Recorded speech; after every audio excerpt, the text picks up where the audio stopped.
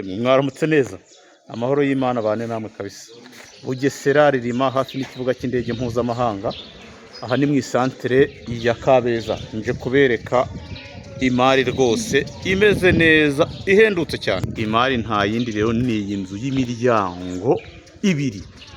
Twagiye rero no mu gikari,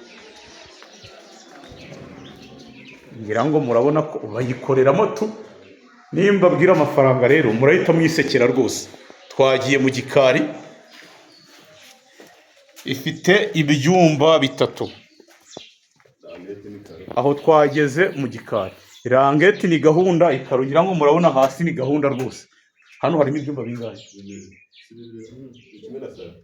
Hano icyumba kimwe na saro, ngira ngo murabona rwose iwana ni gahunda kabisa. Mama yangu, dore n'amazi arameneka. Mundebere na ibi ni ibiki?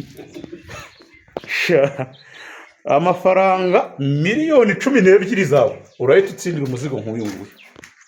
Navuga nti nyaruka banguka, ni ahanyu rwose. Sawa, mukomeze mugubwe neza.